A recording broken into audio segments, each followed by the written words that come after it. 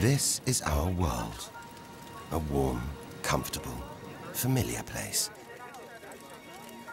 But walk away from the fire and look up. Our thoughts soon leave home. Are we just insignificant specks? Is the universe welcoming or hostile? We could stand here forever, wondering. Or we could turn our back on this beach, leave home, to see the universe, from here to its edge, to discover its wonders,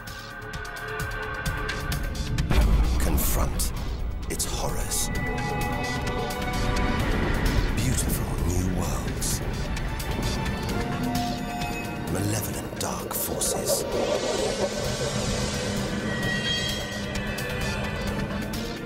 The beginning of time, the end of the world. Would we have the courage to see it through? Or would we run for home? There's only one way to find out.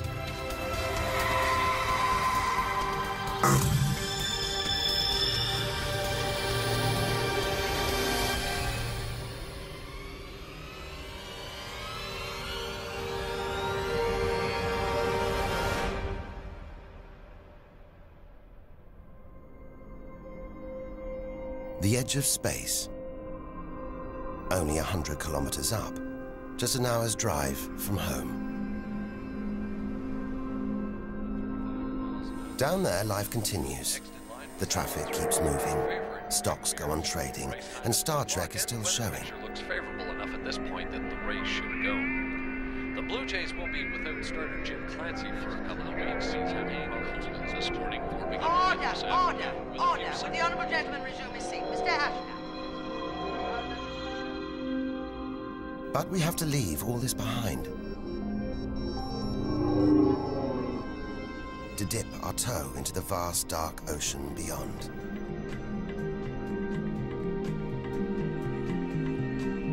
Into the shallows. Not too far from home. Onto the moon.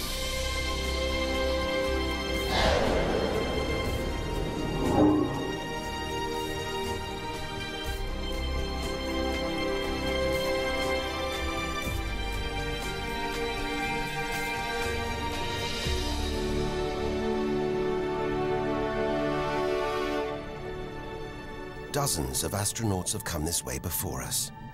12 of them have walked on the moon itself. Just over 400,000 kilometers from home, 3 days in a spacecraft. So close, it's as if we've barely left home. Familiar, safe, within sight of Earth.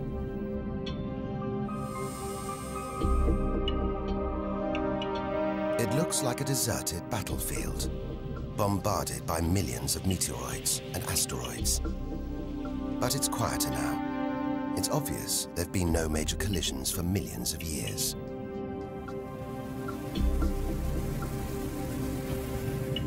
This brings back memories. The Apollo 11 lunar module. Neil Armstrong's first footprints. Looks like they were made yesterday. There's no air to change them. They should survive for millions of years. Maybe longer than us.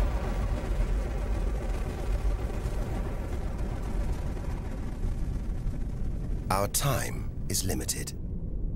We need to take our own giant leap. Further than any human has ever traveled.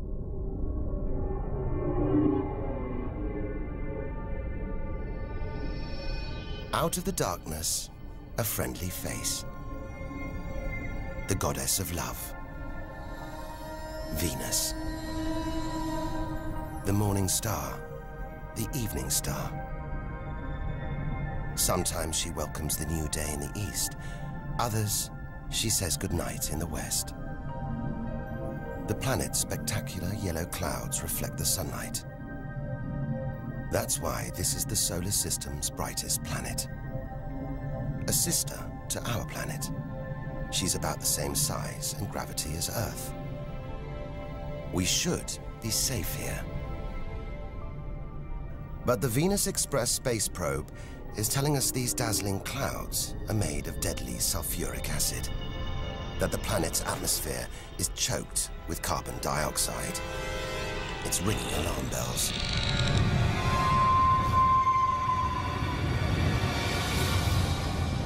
Venus is one angry goddess. The air is noxious, the pressure unbearable, and it's hot, approaching 500 degrees Celsius. Stay too long, and we'd be corroded, suffocated, crushed, and baked.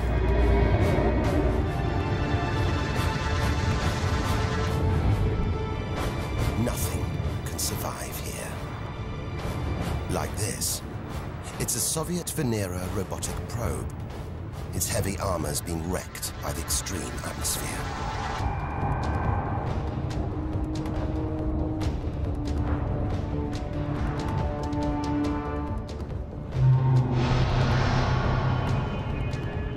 So lovely from Earth, up close, this goddess is hideous.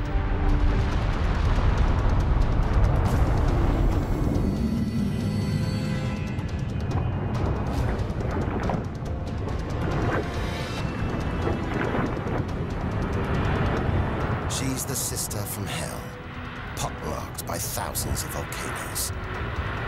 All that carbon dioxide in its atmosphere is trapping the sun's heat. This is global warming gone wild. Before it took hold, maybe Venus was calm, more like her sister planet, Earth. If that's true, this could be our planet's future.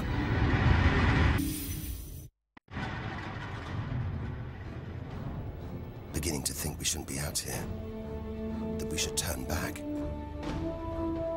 But there's something hypnotic about the sun. Like Medusa, too terrible to look at, too powerful to resist, luring us onwards. On, like a moth to a flame. Dwarfed by, scorched by the sun, it's Mercury. Get too close to the sun, this is what happens. Temperatures swing wildly here. At night, it's minus 170 degrees. Come midday, it's 400 plus. Burnt, frozen, and look at those scars. A sign that Mercury had a violent past. The Messenger space probe is telling us something strange. For its size, this little planet has a powerful gravitational pull. It must be heavier than it looks. It's like a huge ball of iron, covered with a thin veneer of rock, the core of what was once a much larger planet. Maybe a stray planet slammed into Mercury, blasting away its outer layers in a deadly game of cosmic pinball. Whole planets on the loose, destroying anything in their path, even entire planets. And we're in the middle of it. Vulnerable, exposed, small. Everything is telling us to turn back. But who could defy this? The sun, in all its mesmerizing splendor. Our light, our lives. Everything we do is controlled by the sun, depends on it. And more than that, it's the Greek god Helios driving his chariot across the sky. The Egyptian god Ra, reborn every day. The summer solstice sun rising at Stonehenge. For millions of years, this was as close as it got to staring into the face of God. 150 million kilometers from home, a 20-year journey by plane. Switch it off, and it's so far away, we wouldn't know about it for a whole 8 minutes. It's so big, you could fit 1 million Earths inside it. So heavy, its gravity controls the entire solar system.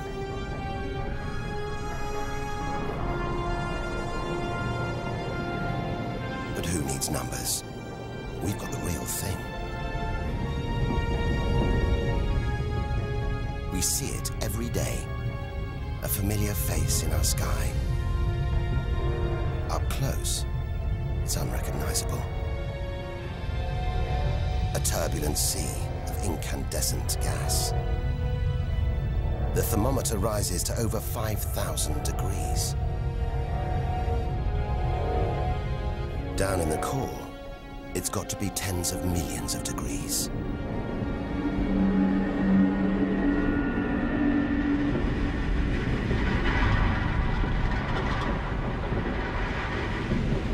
Hot enough to trigger a nuclear reaction, turning millions of tons of matter into energy every second. More than all the energy ever made by mankind. Back home, we see this energy as light, feel it as heat. But up close, there's nothing comforting about the sun. It's so full of electrical and magnetic activity, it's bursting out in these huge incandescent gas loops called prominences. Each one releasing more energy than 10 million volcanoes. You could get the Earth through one of these loops and still have tens of thousands of kilometers to spare.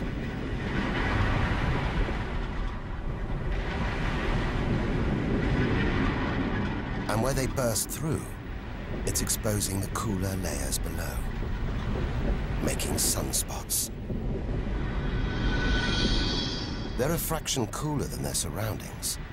It's why they look black, but they're still hotter than anything on Earth. And they're massive, too. Some of these are at least 50,000 kilometers across. A solar flare. A superheated stream of electrified gas blasting deadly radiation out into space. But one day, all this will stop. The sun's fuel will be spent.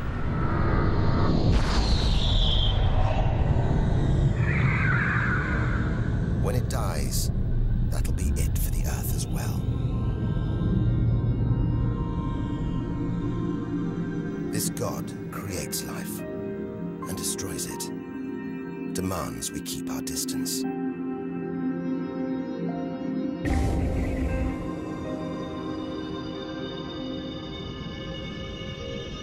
This comet has strayed too close.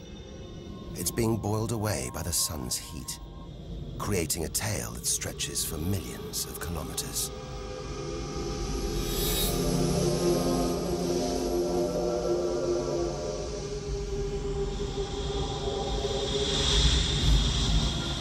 It's freezing in here. There's no doubt where this comet's come from. The icy wastes of deep space.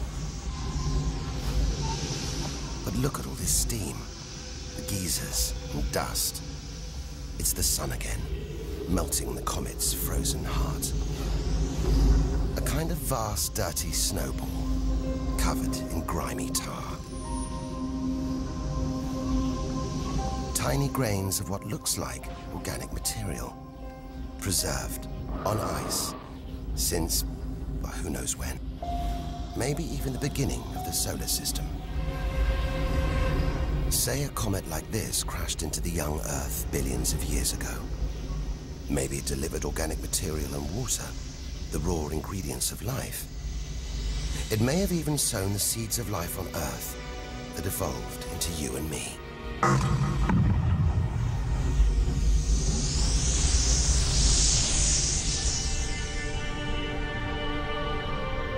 But say it crashed into the Earth now. Think of the dinosaurs, wiped out by a comet or asteroid strike. It's only a question of time. Eventually, one day, unless we can find a way to protect ourselves, we'll go the way of the dinosaurs. The Earth is safe. For now. But if life on Earth was obliterated, we'd be stuck out here, homeless, adrift in a hostile universe. We'd need to find another home. Among the millions, billions of planets, there must be one that's not too hot, not too cold, with air, sunlight, water, where, like Goldilocks, we could comfortably live.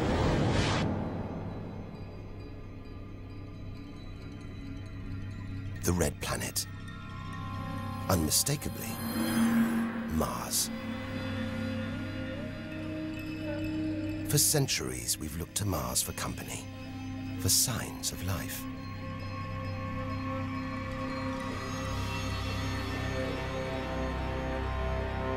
Somewhere down there could be extraterrestrial life.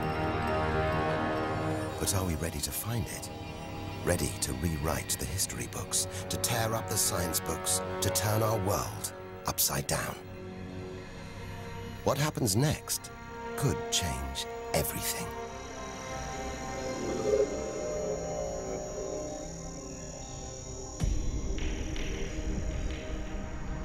More than any other planet, Mars captures our imagination. Think of sci-fi films, comics. What follows? Martians. It's all just fiction, right? But what if there really is something here? If there is, it's living on a dead planet.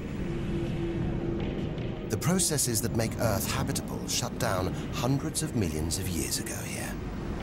Red and dead. Mars is a giant fossil.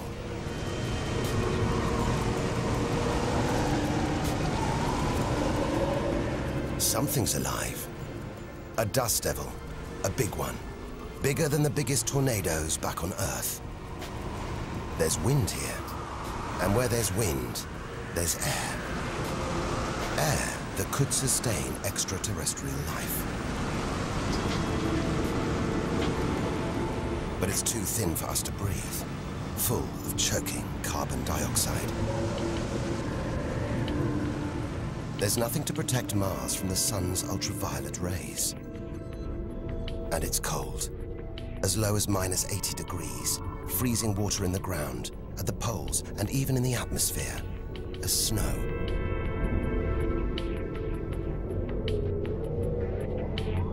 It's hard to believe anything could live here. But on Earth, there are creatures that survive in extreme cold, heat, and even in the deepest ocean trenches. It's as though life is a virus. It adapts, spreads. Maybe we're carrying the virus of life across the universe right now. Even in the most extreme conditions, life usually finds a way. But on a dead planet, with no geological activity to replenish the minerals and nutrients in its soil, no heat to melt its frozen water, and all this dust, it's hard to see where we're going.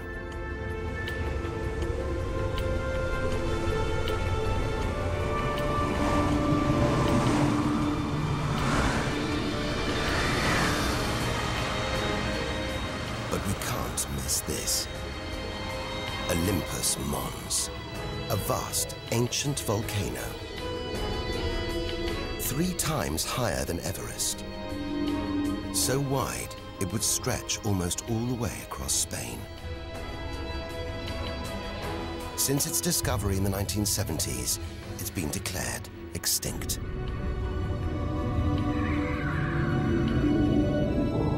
It looks like there's something happening on its slopes. It's as though lava has been flowing. But any lava flows should be long dead, obliterated by meteorite impacts. Unless this monster isn't dead after all. If it's not, there could be molten magma beneath the crust right now. This changes everything. Volcanic activity could be melting frozen water in the soil. recycling minerals and nutrients, creating conditions for life to exist.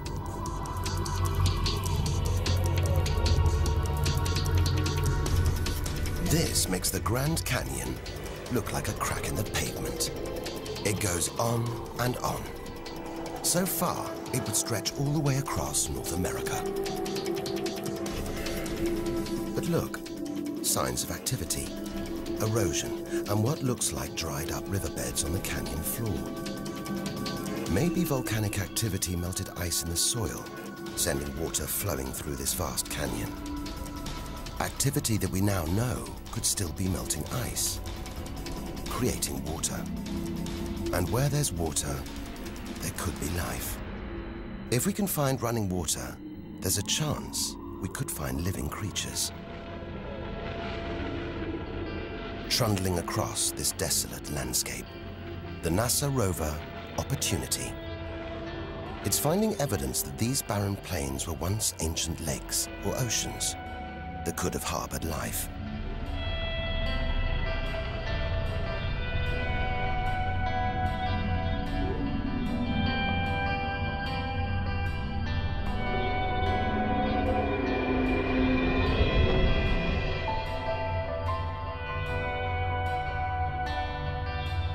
Look at these gullies. When probes orbiting Mars pass over them, they keep spotting new ones. More proof that Mars is alive and kicking. That there may be water flowing beneath the surface, creating these gullies. Water which could be sustaining Martian life.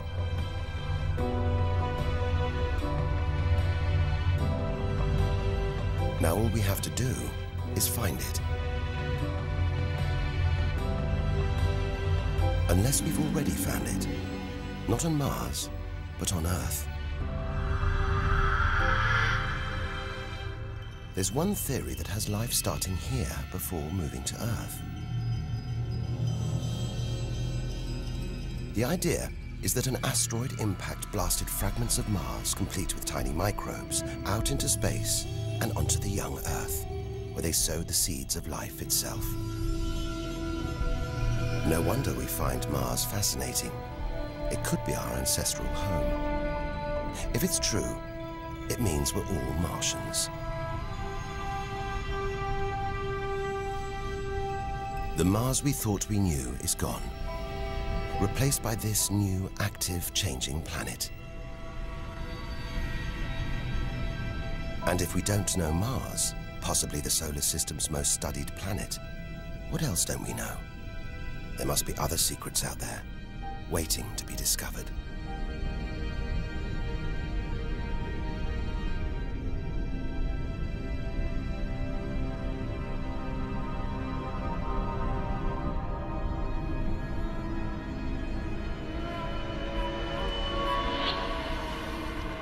This is getting scary.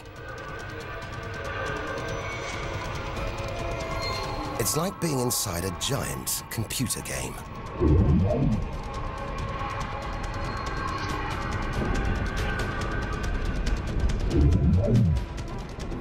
But these are all too real. Asteroids, some of them hundreds of kilometers wide. This one must be about 30 kilometers long. And look, perched on it, a space probe. Can't have been easy parking on an asteroid traveling at 80,000 kilometers an hour. It's a lot of effort to investigate some rubble. Rubble that regularly collides, breaking up and raining down on Earth as meteorites. Magical tokens, supernatural omens, and more than that.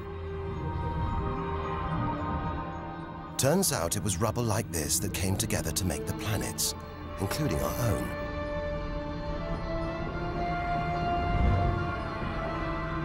So by dating the meteorites we find on Earth, we know the planets were born 4.5 billion years ago. These are the birth certificates of our solar system, of our planet. But for some reason, these rocks didn't form into a planet. Something must have stopped them. Something powerful.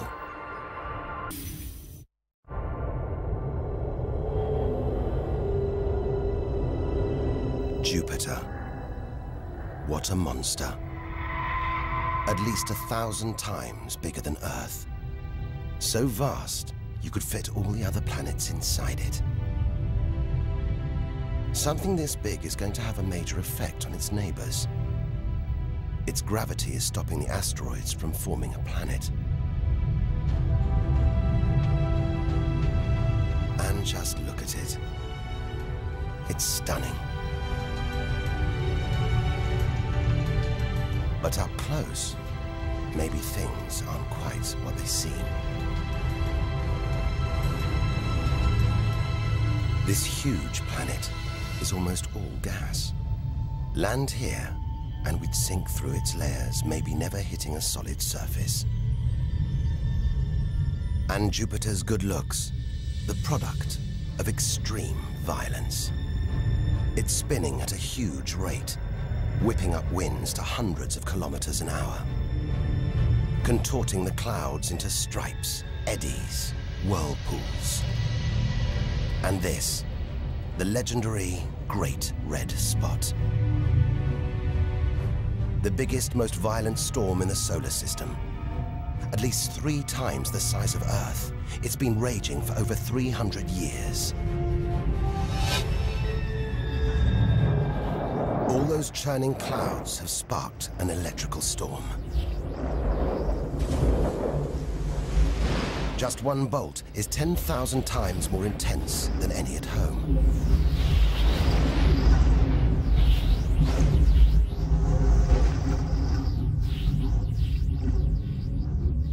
It seems the best place, the safest place to see Jupiter is from a distance.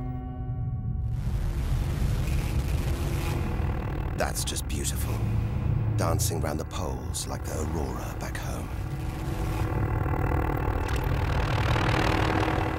But the Geiger counter is going wild. It seems even these are deadly, generated by lethal radiation pulled from space by Jupiter's powerful magnetic field. We're beginning to realize out here, nothing is what it seems.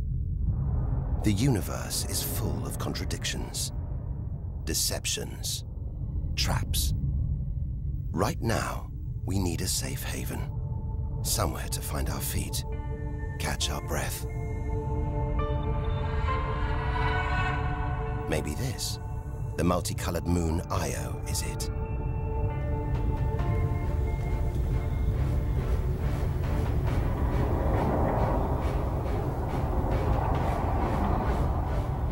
Those pretty colors, a molten rock, sulfur, volcanoes, spewing burning hot ash and sulfur hundreds of kilometers into the air. This is no safe haven. This is the most volatile place we've seen since the sun. Our magical journey to the edge of the universe is turning into a desperate flight. We've got to keep believing, hoping that amidst the dangers, there are wonders waiting to be discovered.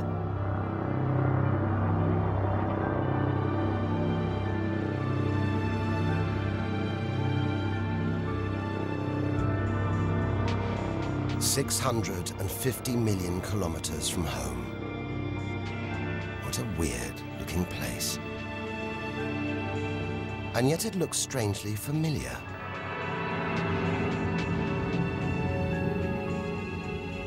A bit like the Arctic with all that ice, all those ridges and cracks.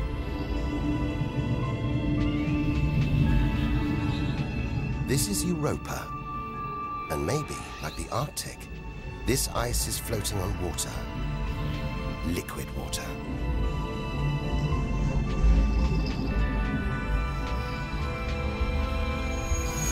It's an intriguing thought. But we're 800 million kilometers from the sun. Surely Europa is frozen solid.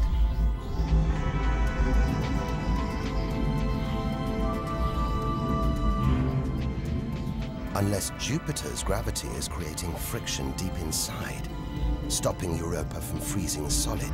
allowing life to develop in the waters beneath its frozen crust.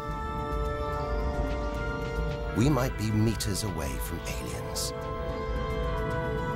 from a whole ecosystem of microbes, crustaceans, maybe even squid. The only thing between us and the possibility of alien life, this layer of ice. But until we send a spacecraft to drill through the ice, Europa will remain one of the solar system's greatest mysteries.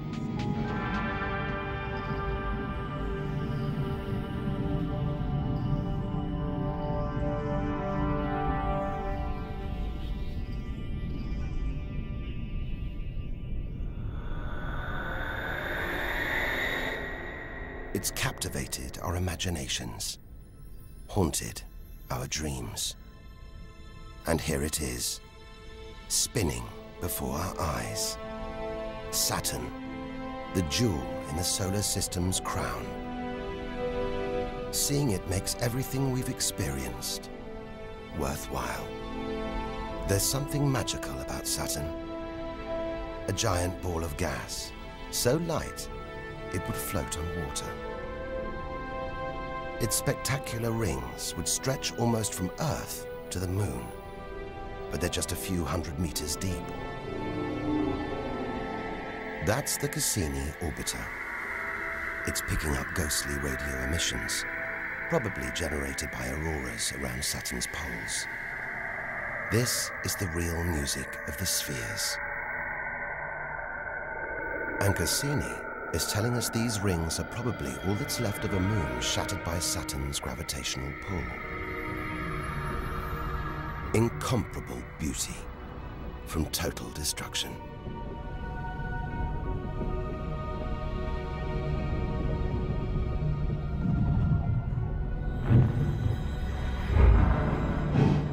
Billions of shards of ice, some as small as ice cubes, others the size of houses. They collide, break apart, reassemble. It's like a snapshot of our early solar system, as dust and gas orbited the newly born sun, and gravity worked its magic, pulling the lumps together until from debris like this, our home emerged.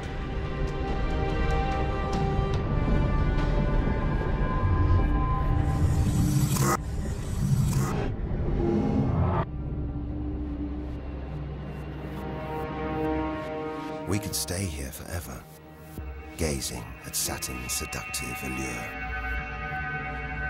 But we have to drag ourselves away. We've got so much further to go, so much more to learn. Which isn't easy when the largest object in sight is this moon, wrapped in thick clouds. Titan.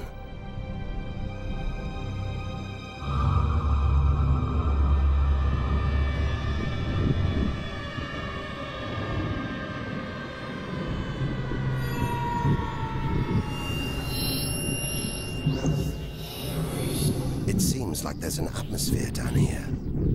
There's wind, rain, even seasons. And look at these rivers, lakes and oceans. It's the most similar place to Earth we've seen so far. Maybe it was worth tearing ourselves away from Saturn after all. Except that's not water. That's liquid natural gas. There must be hundreds of times more natural gas here than all the Earth's oil and gas reserves. If we could get it home, it could power our cities, fuel our cars for thousands of years. Or maybe, one day, we could use it here to fuel a colony. Assuming there isn't life on Titan already. The Huygens space probe, dropped onto Titan's surface from Cassini, is here to find out. It's telling us there are organic materials in the soil, but it's so cold, minus 180 degrees. There's no way these could come together to form life. Unless Titan warms up. The sun is predicted to get hotter. When it does, maybe life will spring up here, just like it did on Earth billions of years ago. As the Earth gets too hot for us, maybe we'll move to Titan. One day we might call this distant place home.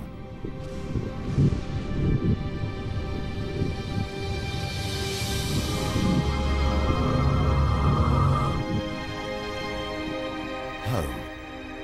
We're at least 1 billion kilometers away now. Beyond this point, we lose visual contact with the Earth. We're standing on a cliff, looking out into the solar system's mysterious outer reaches. If we want to understand the universe, to reach its edge, we have to jump.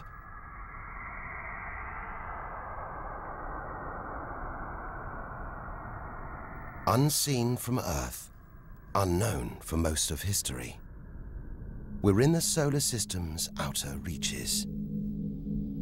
It's like diving down into the deep ocean.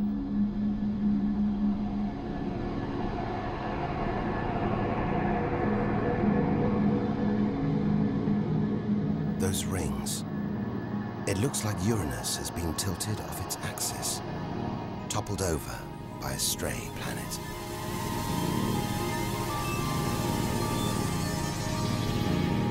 It's eerie out here. Already beginning to feel small, lonely. Maybe this is how we'll feel, what we'll find at the edge of the universe. But we've barely left the shore. Shrink the Earth down to the size of a pea. We've traveled less than 2 kilometers. But to reach the edge of the solar system, we've got to travel another 20,000 kilometers. Out of the deep, another strange beast. The god of the sea, Neptune. This giant is swathed in methane gas. And look, a storm the size of Earth, whipped up by savage 1,500-kilometer-an-hour winds. Back home, it's the sun that drives the wind, but Neptune's too far away. Something else must be creating these ferocious winds, but nobody knows what. Our solar system is huge. It's alarming how little we really know about it.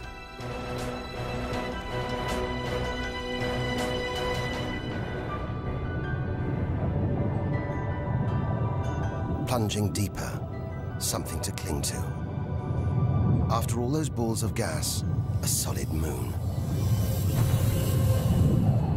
Triton.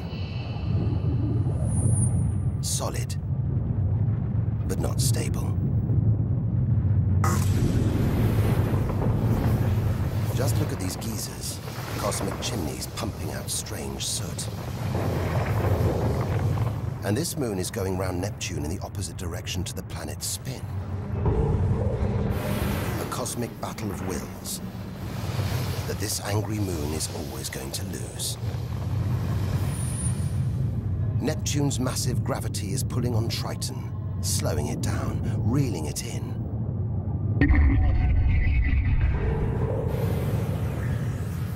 One day, it'll be ripped apart by Neptune.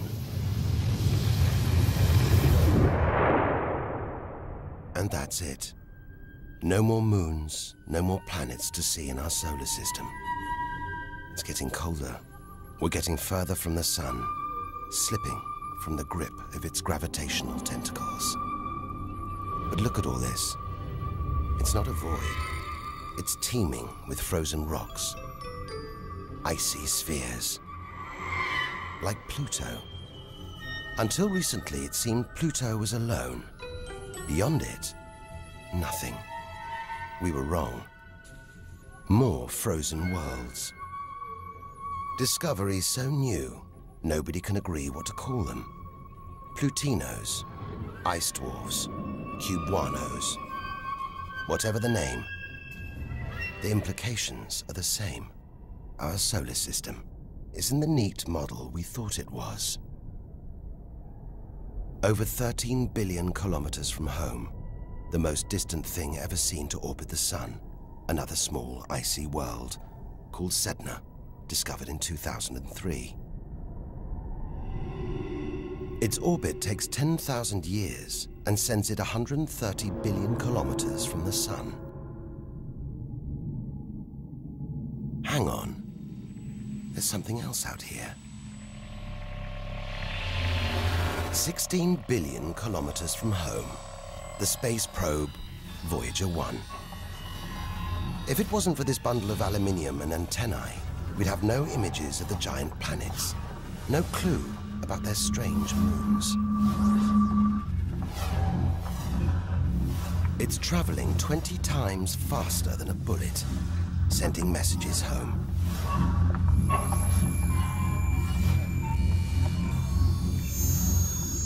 And look, on its side, that gold panel, a kind of intergalactic message in a bottle.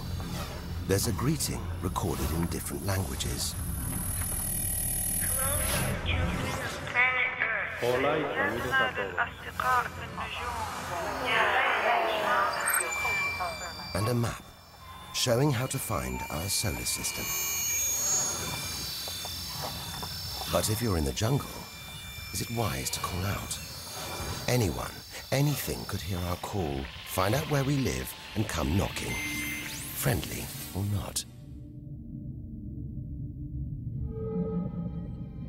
A cloud of cosmic icebergs stretching for what seems like forever. They look like the comet we saw earlier. Maybe it started life out here, until something dislodged it, sending it towards the Sun, just like the comets that may have planted life on Earth billions of years ago.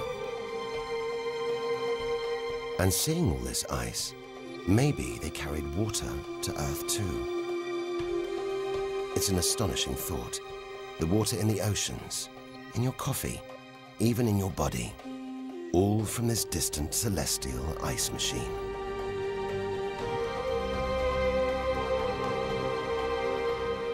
We're 8 million, that's 8 trillion kilometers from home. But in reality, this is only a baby step. Ahead, trillions of kilometers, billions of stars. This is it. Time to stop looking in and start looking out. To step out into the big, wide universe. Into interstellar space.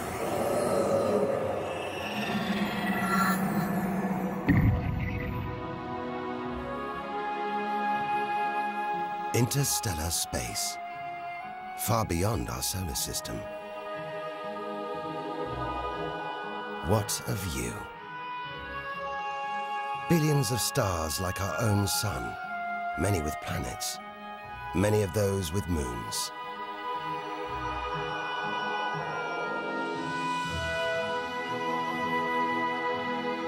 It's hard to know which way to go. There are infinite possibilities in every direction. Whichever way, we're going to need a serious burst of acceleration.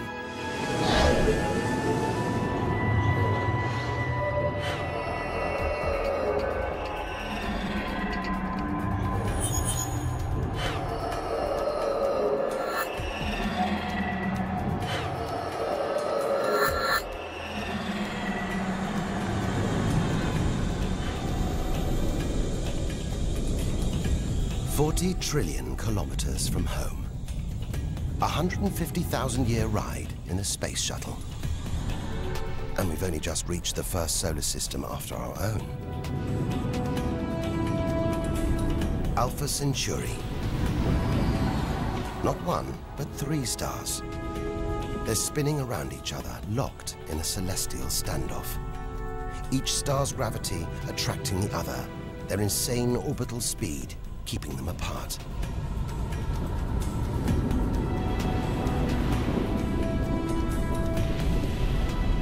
Get between them, and we could be flung into the face of one of these stars. Vaporized, trillions of kilometers from home. So far, the kilometers are becoming meaningless. We're going to have to talk in light years. A beam of light takes 1 year to travel 10 trillion kilometers. So 40 trillion kilometers is 4 light years from home. It's crazy. Distances so vast, they're almost beyond comprehension.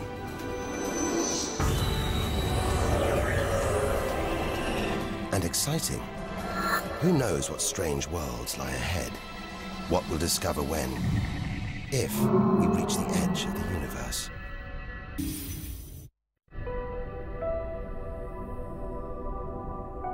"10 light years from Earth, the star Epsilon Eridani.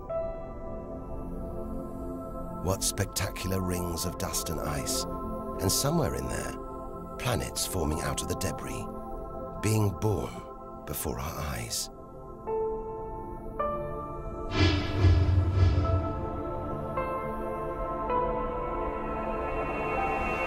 Asteroids and comets everywhere.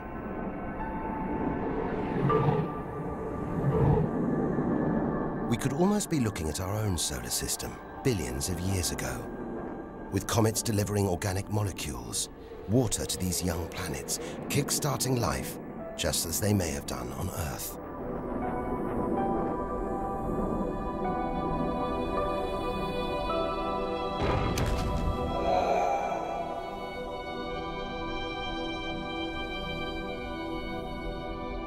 At the center of all this action, a star smaller than our sun. It's still in its infancy. Any life in this solar system would be primitive at best.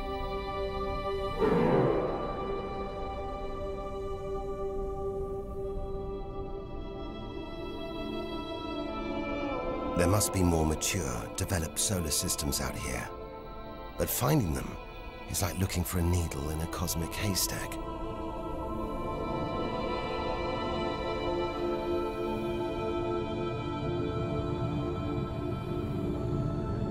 "20 light years from Earth. Star Gliese 581.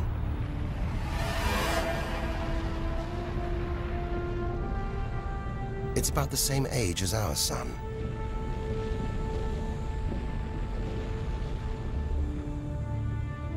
And orbiting it, this planet. It's just the right distance from its sun. Any closer and water would boil away. Any further and it would freeze. Ideal conditions for life to have evolved.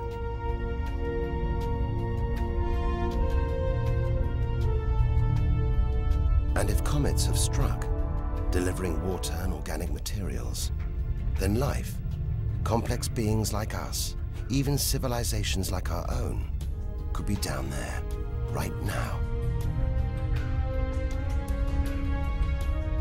And if there are, even at this distance, they could be tuning into our TV signals, watching shows from 20 years ago. And here's your host, Joe Duckman. But until future generations can find a way of communicating over these vast distances, all we can do is speculate. Us and them, living parallel lives, unaware of each other's existence. Unless life has been and gone.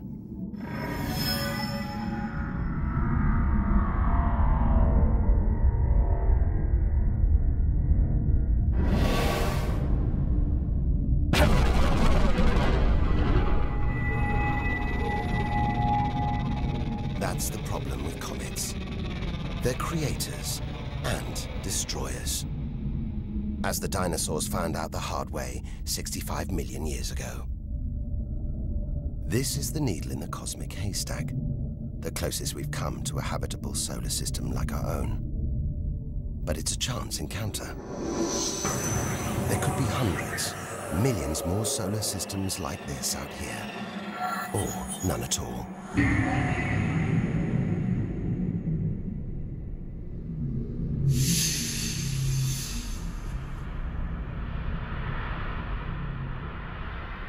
This is vast. And look, it's the planet Bellerophon.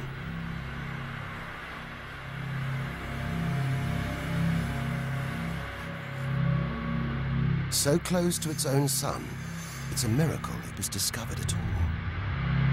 Problem is, from Earth, we can't see planets this far out.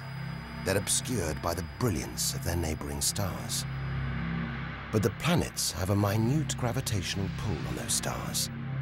Measure these tiny movements trillions of kilometers away, and we can prove they exist. That's how we tracked down Bellerophon in the 1990s, opening the floodgates to the discovery of hundreds of other distant planets. 65 light years from Earth. Tune in on this bright star, and you'd pick up TV signals from Hitler's Berlin Olympics.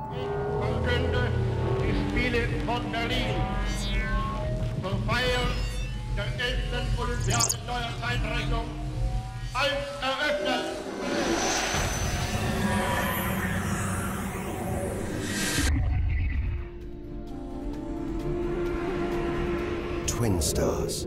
It's Algol, the demon star, feared since ancient times on account of its sinister behavior. From Earth, it appears to blink as one star passes in front of the other. Up close, it's even stranger. One star has expanded into the gravitational pull of the other. It's being sucked towards it. Almost 100 light years from home. Listen. One of the first ever radio broadcasts. Just a faint whisper.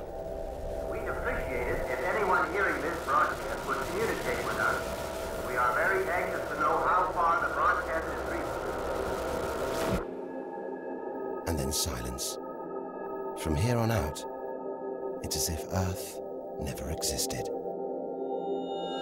Any aliens living beyond here will have no idea we're there. It feels like a lifetime ago we stood on that beach, looking up at the sky, wondering where and how we fitted in. It's time to appreciate the wonders we're seeing, not just for what they tell us about our own world. It's what they can tell us about the whole universe, its past and its future.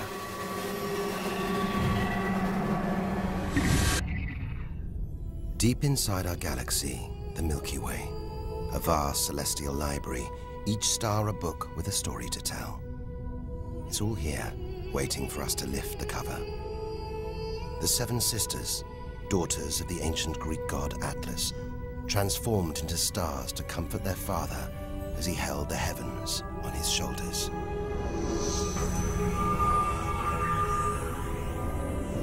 And this giant, Betelgeuse,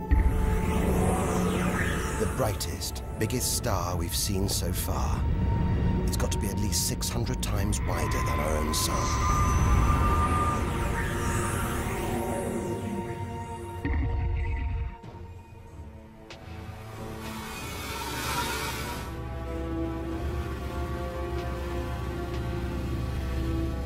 But this, it's not a star. Not a planet, not like anything we've ever seen.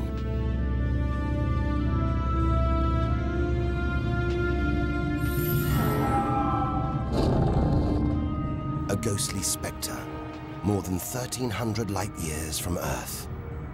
Orion's dark cloud. Dust and gas, so dense it's shrouding us, shutting us off from the universe outside. There, deep inside, a ball of light, pulling the dust and gas towards it, heating up, merging into a ball of burning, hot gas. Like a star, like our sun, in miniature. It's millions of degrees inside it. So hot, it's beginning to trigger nuclear reactions, the kind that keep our sun shining. Making energy, radiation, light. A star is being born.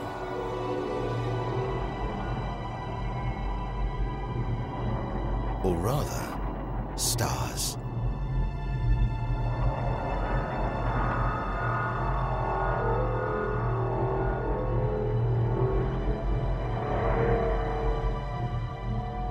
mind's dark cloud is a vast star factory. We're witnessing the birth of the future universe.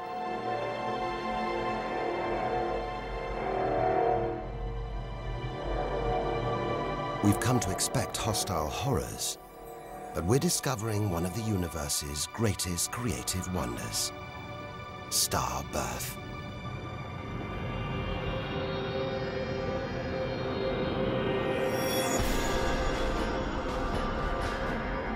Perhaps we spoke too soon.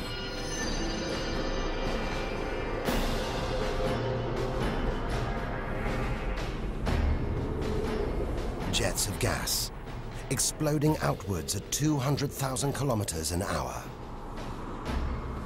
blasting dust and gas out for millions of kilometers.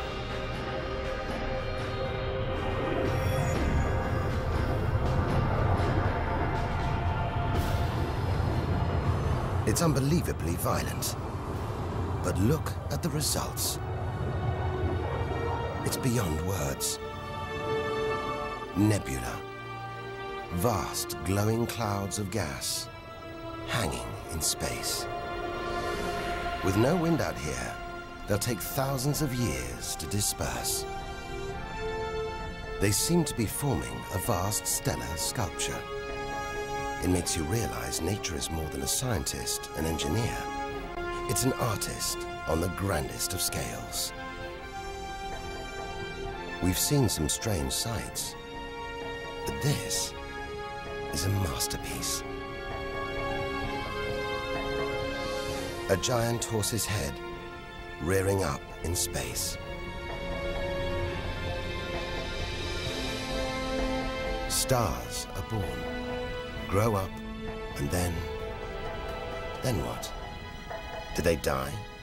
Do they slip quietly into the night, or go out with a bang?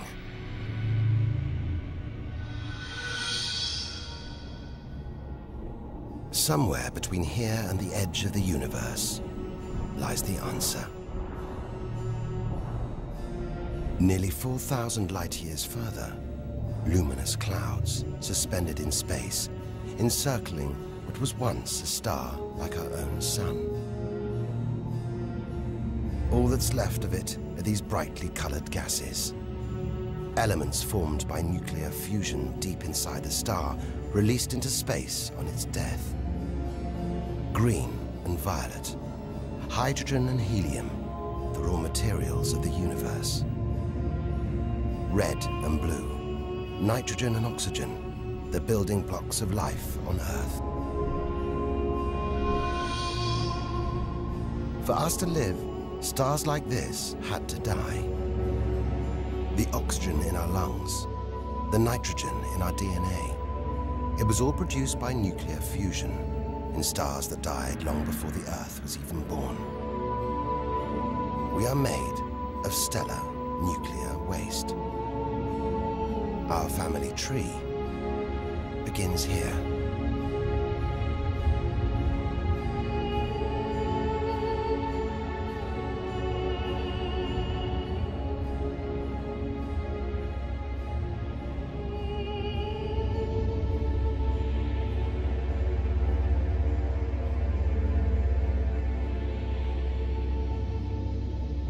At its heart, the ghost of a star. It's a white dwarf. White, hot, small, but unbelievably dense. In the star's dying moments, its atoms fused and squeezed together, making it so dense that just a teaspoon of this white dwarf would weigh 1 ton.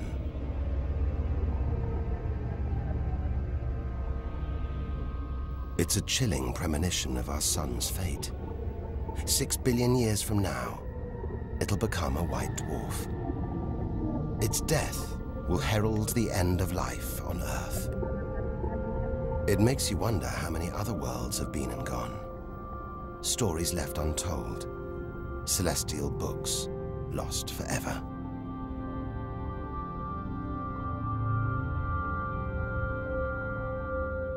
But the greatest story of them all is still to be told. we must go back through time to the very first chapter to tell the story of how the universe began.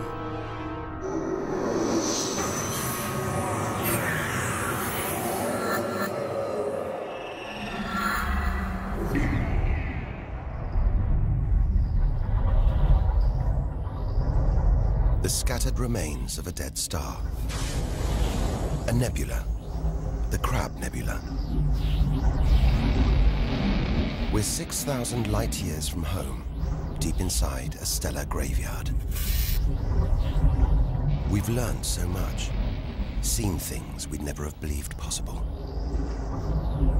Now, sights like this, wonders once beyond imagination, we take in our stride. We're ready. Ready to face whatever lies ahead. Determined to reach the edge of the universe. It looks dead, but maybe this is just the calm after the storm. After a massive explosion. Powerful enough to turn a huge star into a cloud of dust and gas. A supernova.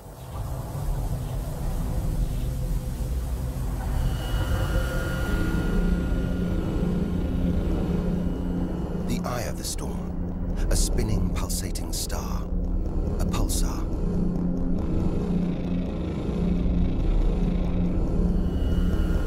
Gravity must have squeezed the giant star's core down to this.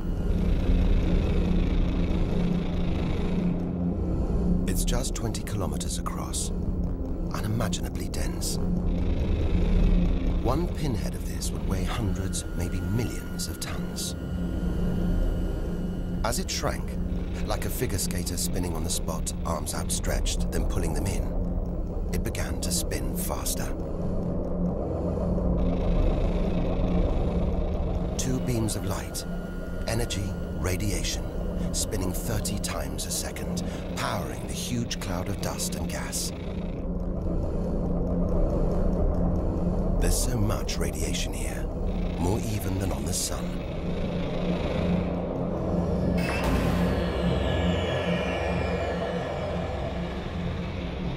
That was easily the deadliest thing we've encountered so far.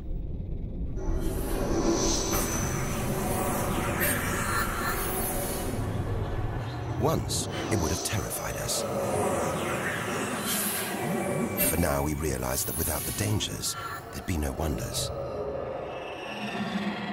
Without the nightmares, there'd be no dreams.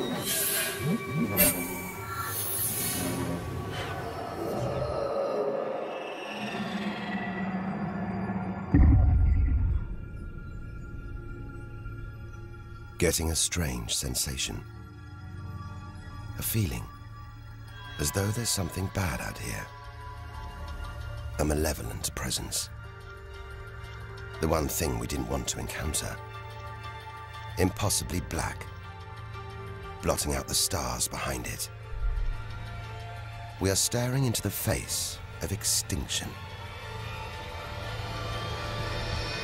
The remains of a giant star. A black hole. Instead of contracting to a white dwarf or a pulsar, it just kept on going. Shrinking until it got so small, it's just a few kilometers across. Far denser than a pulsar and impossible to resist.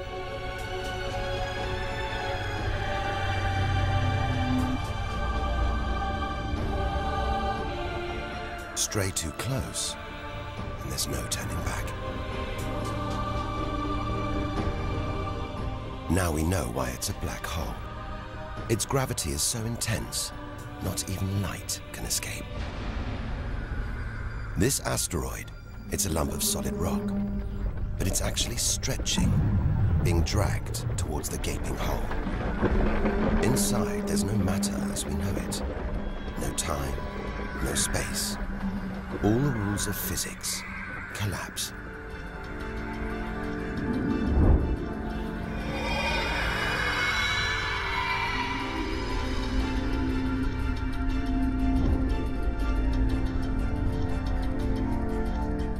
The asteroid is gone.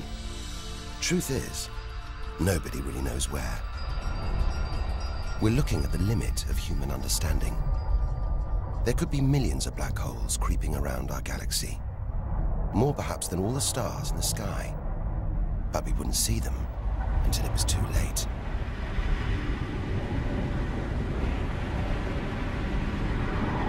Like this star, spiraling, disappearing down an invisible plug hole.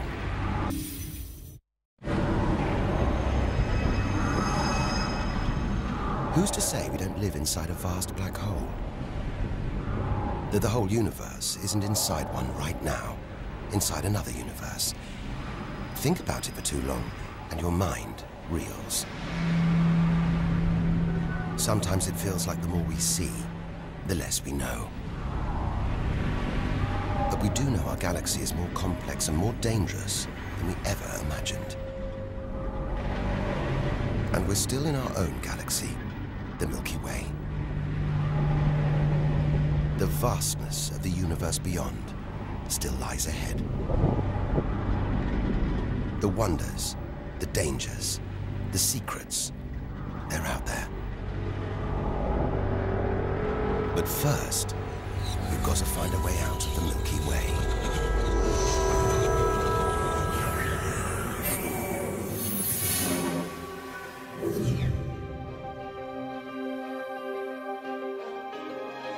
"7,000 light years from home, still deep inside our own galaxy. It's as though we're in a forest thick with trees, each so beautiful, so fascinating. It's impossible to look beyond, to see the bigger picture. We have to find a way through, reach the clearing at the galaxy's edge. Only then can we begin to understand where it and we all began. But faced with sights like this, it's hard to leave. A colossal glowing cloud topped by these great towers of dust. The pillars of creation. Like a gateway into the far galaxy. Both pillars studded with tiny protrusions. Embryonic star systems. Each one the size of our solar system. Another monument to nature's astonishing creativity. We have to ignore its captivating beauty, its siren song, tear ourselves away in order to carry onwards towards the edge of the galaxy.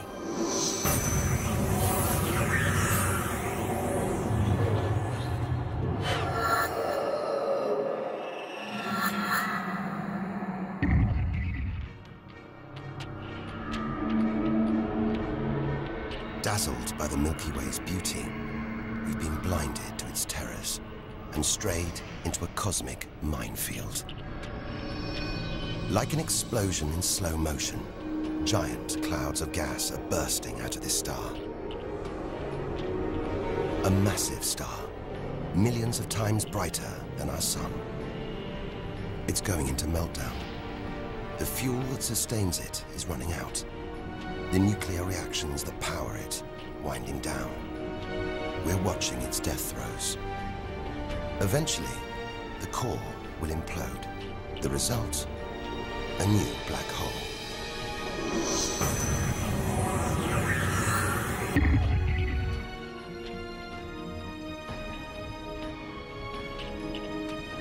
An even bigger, dangerously unstable star. But this one's about to explode. And when a star this big dies, it's 100 times more violent than a supernova.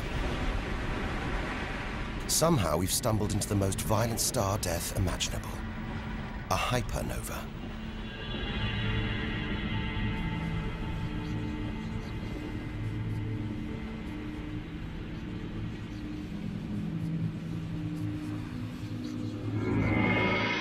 The core's collapsed. It's becoming a black hole.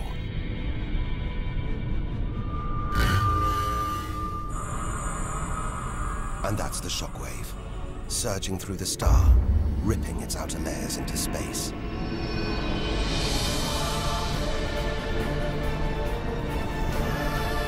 There's lethal radiation everywhere, enough to have a catastrophic effect on any planet unlucky enough to be nearby. When virtually every species on Earth was wiped out 450 million years ago, the culprit may have been one of these. Deadly hypernovas, frozen comets, scorched planets, white dwarfs, red giants, Earth. Tiny drops in a vast pool of white light. Our home galaxy, the Milky Way. We want to know where we fit in. Here's our answer.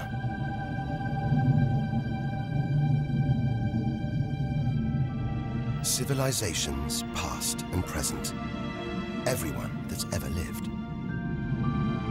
The smallest bug, the highest mountain. All of it. Invisible. Not even a tiny speck.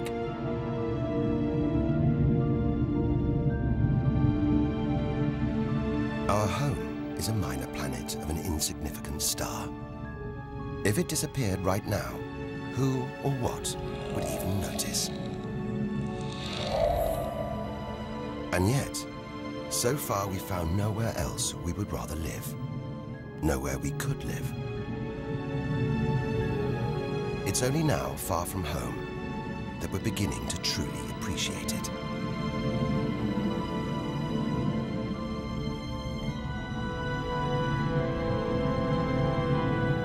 Look at all these stars. Hundreds of thousands of them. Surely one of these, more than one, must be capable of supporting life.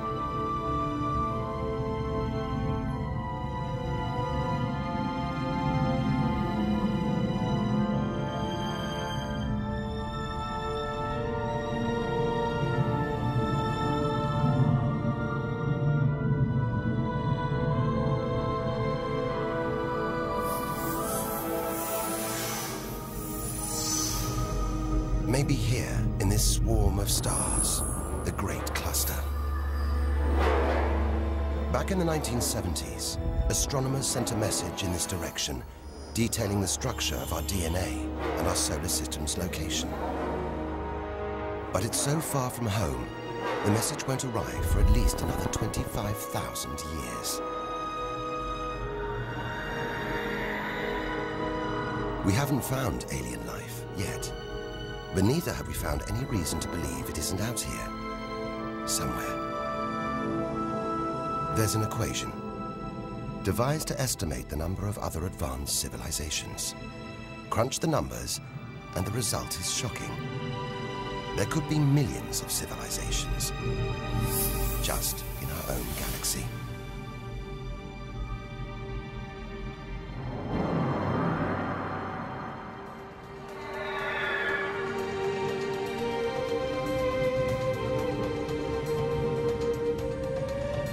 Everything we have seen so far is inside the Milky Way.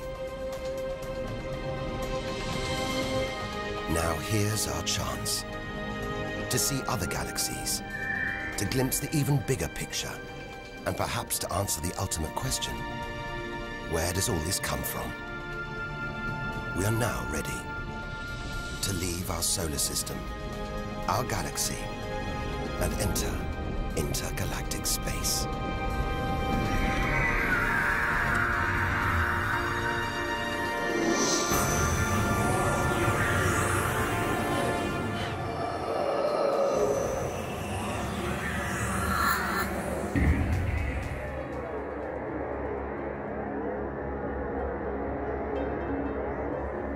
Beyond the Milky Way, through the vast expanse between galaxies, against all the odds, we've made it to intergalactic space.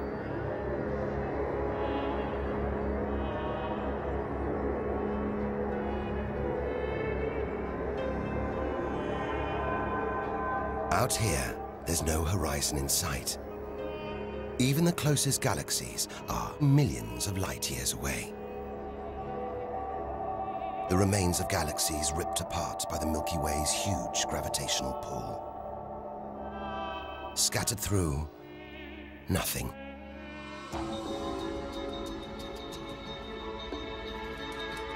This is as close as the universe gets to a perfect vacuum. But even this isn't totally empty. There are thin wisps of gas, fine traces of dust, and something else. Dark matter. So mysterious we can't see it, feel it, taste it, touch it, or even measure it. Yet so common, it could make up over 90% of all the matter in the universe. If dark matter does exist, it means there's no such thing as empty space. Even out here, we're surrounded by matter. We only know it exists because of the strange hold it exerts on galaxies, like this one, the Large Magellanic Cloud.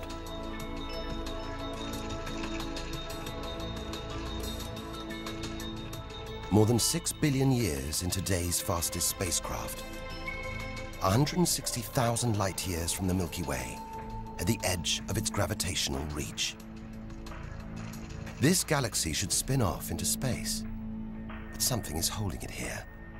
Something invisible, powerful, dark matter. Stars, clusters of stars, nebulae. It's a vast astronomical treasure house.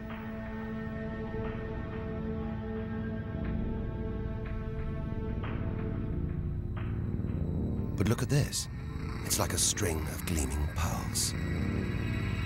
It's a fireball, expanding out from what must have been a massive explosion, a supernova. So bright that when light from the explosion reached the Earth in 1987, it was visible with the naked eye.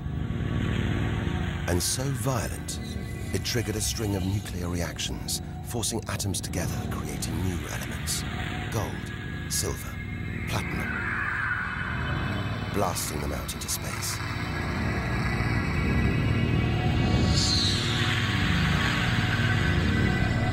The gold in the ring on your finger was forged in a massive supernova like this, trillions of kilometers away, billions of years ago. Before we left home, the universe seems separate. Something out there, up in the sky. We were wrong. The story of the universe is the story of every one of us.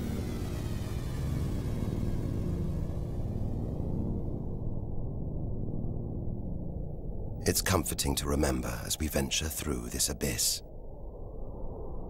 Further and further. Faster and faster.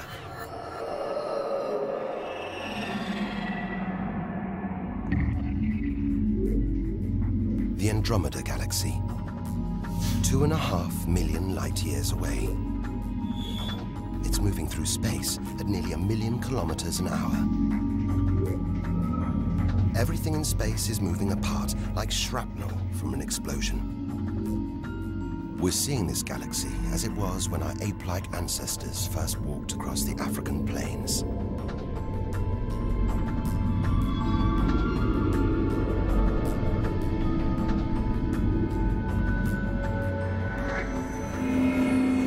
We go further through space and further back in time.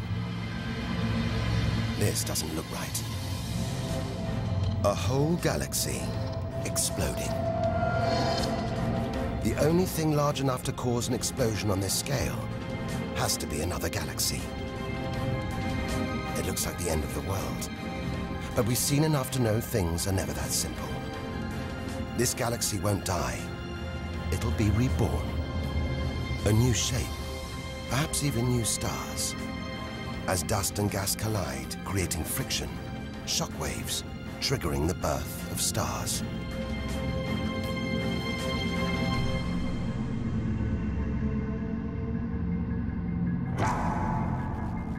There's order in this chaos, a pattern behind the infinite variety.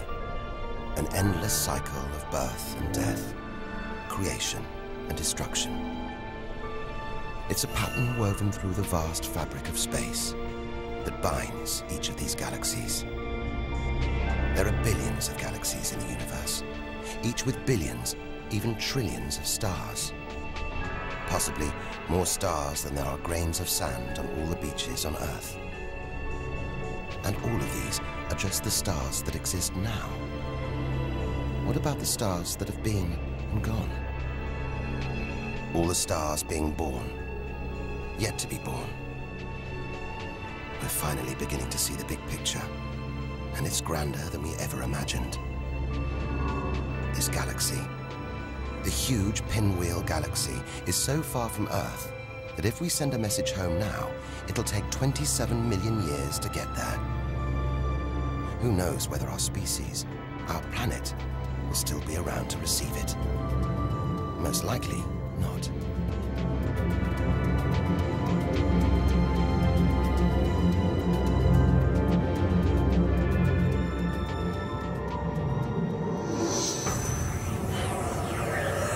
We travel on, back through time. Past the point where the dinosaurs were wiped out. Past the moment where the first creatures clambered onto land.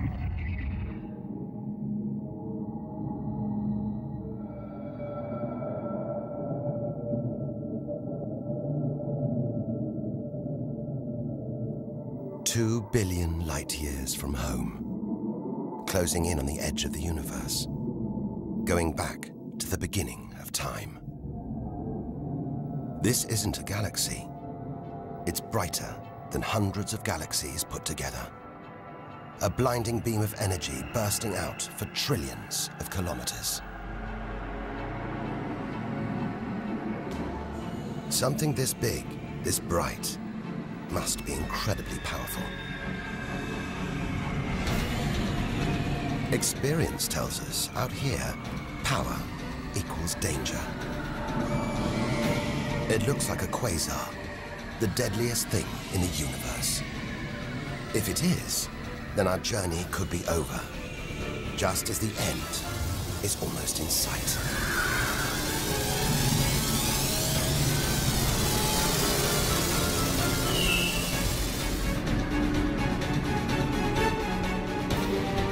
The deadliest, most powerful thing in the universe. A quasar. A swirling cauldron of super-hot gas, brighter than hundreds of galaxies.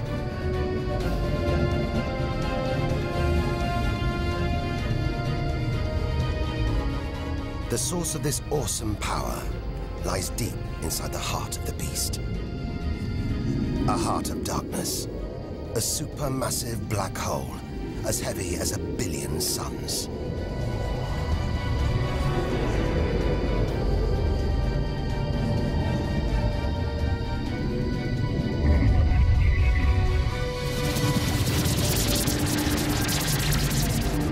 Ripping apart whole stars, sucking their gases into the quasar, devouring them, until they're nothing, lost forever from the visible universe.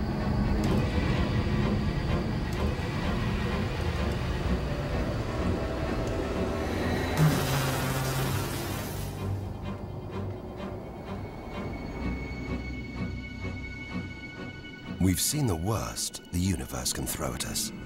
The most powerful and destructive forces the universe produces. Now it's on to the very edge of the universe. It's almost within reach.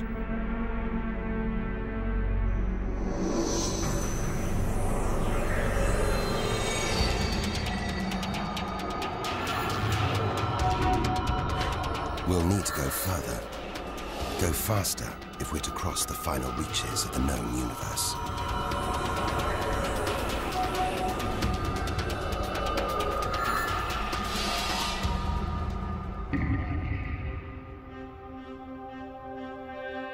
"8 billion light years from home. More galaxies. But these look different. Ragged, small, close together. We're so far back in time, we're seeing these galaxies as they were before the Earth was even born. They're still young, still growing. We're getting closer to where and how it all began. 12 billion years ago.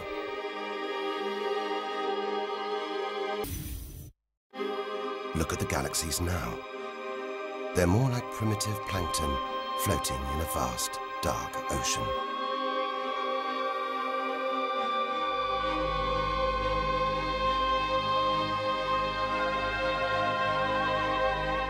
It's magical. Clouds of dust and gas, dancing, forming a shape, merging to make embryonic galaxies. This is how our own galaxy was born.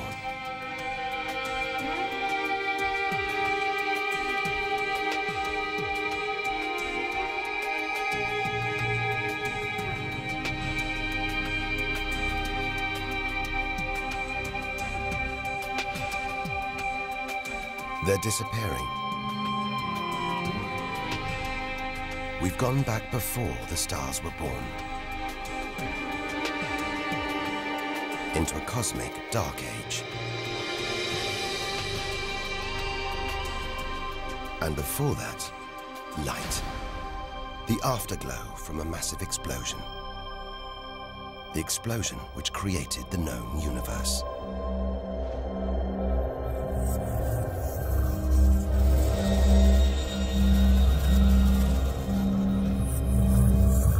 We're almost there.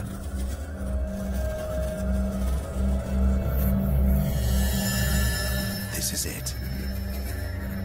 We've made it. The edge of the universe. 130 billion trillion kilometers from home. 13.5 billion years ago.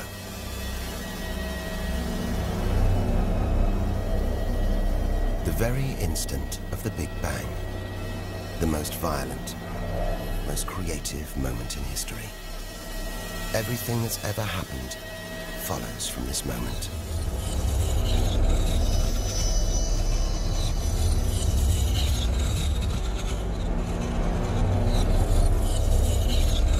Every religion, every culture has pondered it.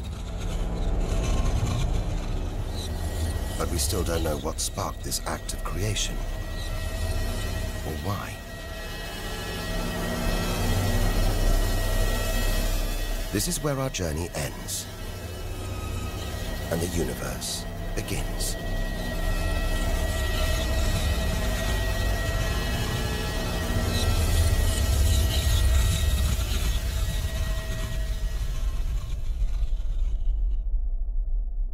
An infinitely hot, small, dense point erupts.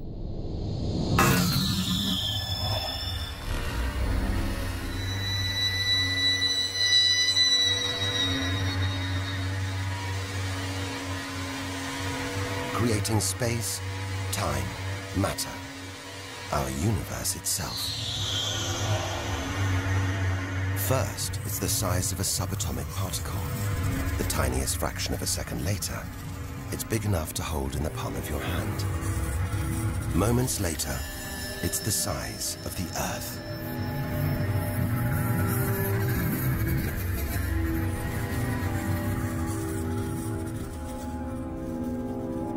Today, the light from the Big Bang is still spreading out as a hiss of radio static.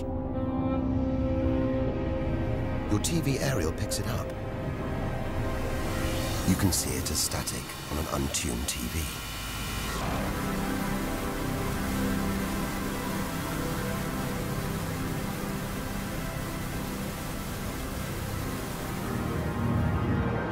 We go on, forwards through time, riding the blast wave. All the things we've seen on our journey are sparks flying out from the Big Bang. Galaxies, stars, planets, all just debris.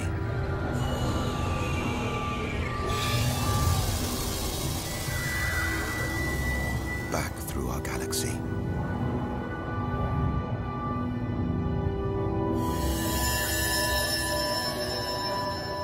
Our solar system. Until we reach another cooling cinder, swirling in the afterglow of the Big Bang. The Earth.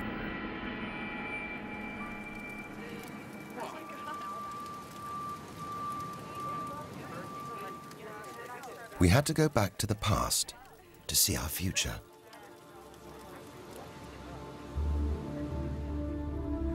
Three billion years from now, the vast Andromeda galaxy smashes into our own.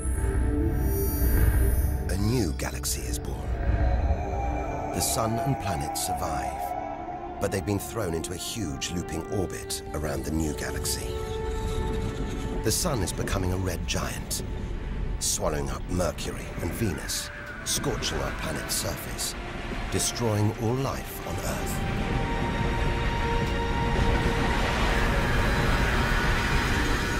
The sun dies, shrinking to a white dwarf. Neighboring stars are dying too, being replaced by white dwarfs, pulsars, black holes. The lights are going down on the galaxy.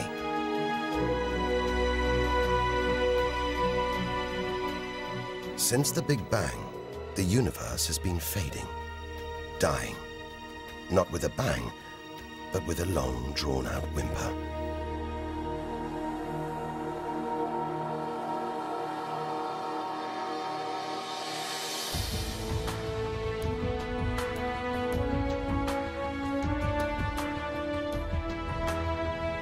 But there could be a way out, an escape route from our dying universe. It might be possible for our distant descendants to find a shortcut through space and time, a wormhole. If there are other universes, it could take our descendants from our doomed universe into a parallel one, where they could find another Earth, still in the prime of life. If they're lucky enough, they will live on in a new universe. A new home.